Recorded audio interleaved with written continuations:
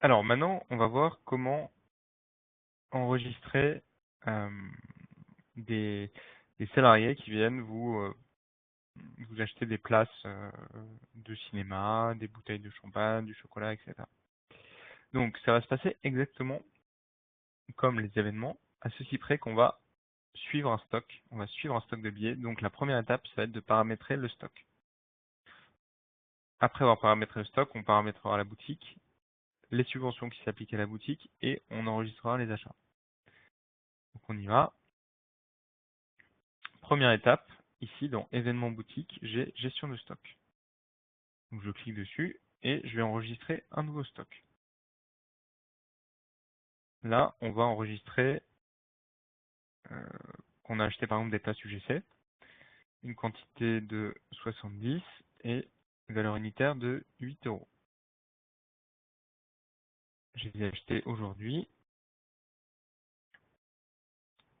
La catégorie, c'est billets de cinéma spectacle. J'ai payé en carte bancaire et avec mon compte ASC. Classique. Donc là, j'ai mon stock de billets UGC qui est bien enregistré. Donc première étape. Deuxième étape, je vais aller créer ma boutique. Alors ça se passe exactement comme quand vous créez un événement. Donc ici, je crée une page de vente de produits. Encore une fois, j'ai le choix entre créer une collecte en ligne, créer une collecte en ligne. On va créer une collecte en ligne. Je vais mettre cinéma, une photo.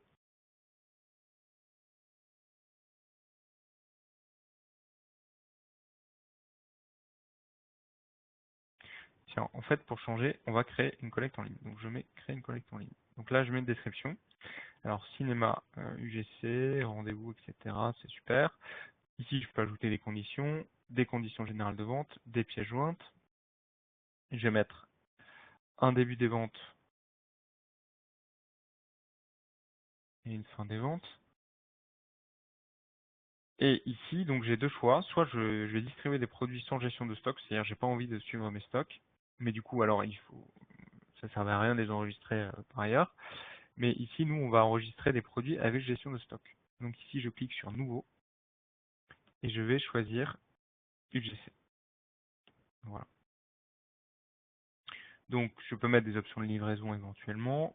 Et ici, je vais indiquer quels sont les modes de paiement que j'accepte en ligne. Donc, bien sûr, il y a le paiement par carte qui est très pratique. Et là, je vais dire qu'en ligne, les gens peuvent commander leur place, mais qu'ils doivent me rapporter un chèque. Donc, je vais mettre, veuillez rapporter un chèque au CE. Le point de retrait, donc, c'est le local CE, par exemple.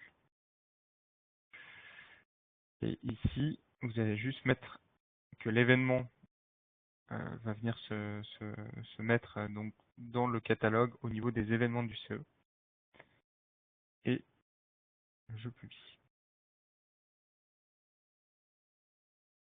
Donc ici, pareil comme tout à l'heure, je pourrais commencer à noter donc, les gens qui sont venus m'acheter des places de cinéma, sauf que là, j'ai bien rentré le prix d'achat, le prix auquel j'avais acheté les places, et du coup, il faut que je paramètre une subvention. Les personnes, par exemple, ils vont pas me payer 8 euros, elles vont me payer 6 euros. Je subventionne 2 euros par place de cinéma. Donc je vais y aller, je vais dans subvention, paramétrage, et ici, nouvelle subvention. Donc on va l'appeler cinéma UGC. Alors, période de validité et renouvellement automatique. Donc, je vais dire que cette subvention elle est valable du 1er janvier à fin décembre. Et important ici, durée de la période en mois, ça veut dire que, en gros, si je mets 1, la subvention elle sera renouvelée tous les mois. Donc si j'octroie 6 places subventionnées par mois, à la fin de chaque mois, le compteur est remis à 0, donc la personne de nouveau elle a le droit à 6 places sur le mois. Donc ici, nombre maximal d'achats subventionnés par membre, je vais mettre 6, mais pas de budget global. Je mets pas de restriction cette fois-ci. Tout le monde aura le droit à ses places de cinéma subventionnées. Et donc, je vais paramétrer la subvention. Donc, c'est bien une offre ajoutée par le CE, on est d'accord. Une ou plusieurs offres en particulier. Et je vais chercher. Alors, je crois que c'est celle-là, du coup. Voilà. Et mode de calcul ici, je vais dire que c'est 2 € par place. Donc j'enregistre, et là, ma subvention est bien paramétrée. Paramétrage du stock, paramétrage de la boutique, paramétrage des subventions. Il ne me reste plus qu'à enregistrer mes achats. Donc je vais y aller. Événement boutique, boutique. Je passe ma souris sur l'offre que je viens de créer. Je clique sur gérer le produit, ici. Et je vais ajouter mes inscrits, comme pour les vaches tout à l'heure. Donc, toujours très important, rattaché à une personne, parce que c'est ça qui va déterminer si elle aura une subvention ou pas. Mettre Elodie. Je pourrais lui envoyer un justificatif par mail de paiement. Et là, j'indique la quantité du GC qu'elle me prend. Donc, par exemple 6. Donc on voit que j'ai bien 6 fois 2, 12. Le prix, donc je vais avoir une recette de 48 €, mais dessus, je vais avoir une subvention, je vais accorder une subvention de 12 € et donc Elodie va me payer 36 €. Ok. Si je mets 7, vous voyez que la subvention ne change pas, et c'est logique parce qu'on avait limité le nombre de places subventionnées à 6. Donc là, Elodie, elle me paye 44 €. Et ici, je vais juste venir indiquer son paiement. Comment Elodie m'a réglé. Par exemple, en espèces.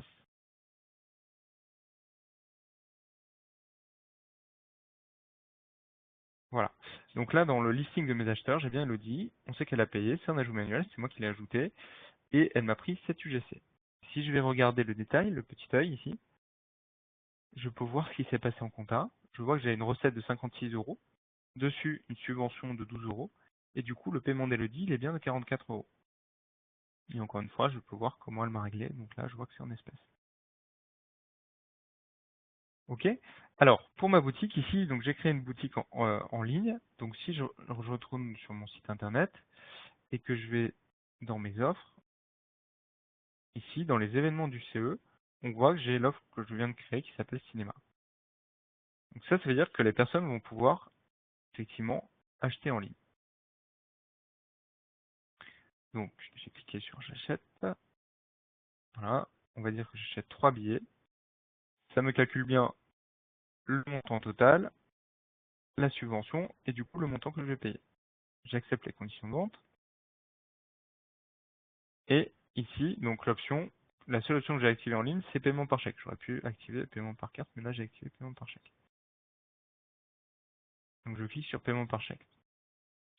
Quel est l'impact? Là, j'ai reçu un mail sur ma boîte mail qui me dit merci, on a bien enregistré que vous vouliez 3 billets de cinéma. Et vous aurez un mail de confirmation de paiement quand effectivement vous aurez apporté votre chèque au comité d'entreprise. Donc si je vais dans l'administration, dans ma boutique, sur gérer le produit encore une fois, je vois que cette fois-ci j'ai Pierre qui s'est inscrit, il veut me prendre 3 places UGC, il ne m'a pas encore payé et il va me payer par chèque.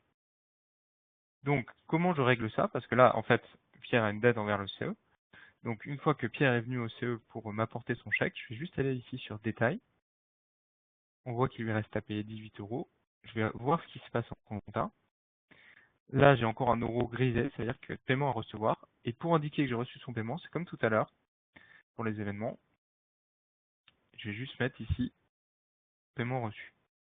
Je vais indiquer la date, l'émetteur, donc là c'est le même, la banque et le numéro du chèque. Et j'enregistre. Donc là, on voit que Pierre, il m'a bien payé les 18 €. Si je retourne sur mon listing d'acheteurs, là cette fois-ci, vous voyez, à payer, il est passé oui. Alors, donc là, j'ai 10 places qui sont parties. Quel est l'impact si je vais voir dans la gestion de mes stocks? On voit que UGC, j'avais 70 places. 10 places ont été distribuées. Il m'en reste normalement 60. Imaginons que je veuille, donc j'ai le détail aussi là de ce qui s'est passé. Donc Elodie, 7 places, Pierre, 3 places. Imaginons maintenant que je veuille en racheter, je vais juste venir cliquer ici sur approvisionner. Donc je vais racheter un stock de 50 places par exemple.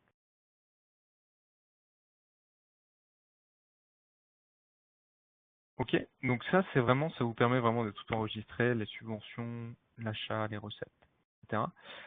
Si vous avez par exemple vous distribuez des chèques cadeaux, vous pouvez passer par là, vous pouvez créer votre boutique. chèques cadeaux et mettre une subvention dessus, par exemple si vous les distribuez, si vous les offrez, mettre une subvention de 100% dessus et les distribuer. Si vous ne souhaitez pas enregistrer la subvention, ce que vous pouvez faire, c'est juste créer votre stock de chèques cadeaux. Et là, vous pouvez les distribuer et vous mettez valeur unitaire. Donc vous dites, ok, j'en distribue 2, valeur unitaire 0, en date du 21, rattaché à une personne éventuellement. Alors là, c'est un peu moins juste comptablement puisque la subvention ne sera pas enregistrée. Vous aurez juste une charge qui correspond à l'achat de vos chèques cadeaux et vous n'aurez pas de recette puisque vous les distribuez gratuitement.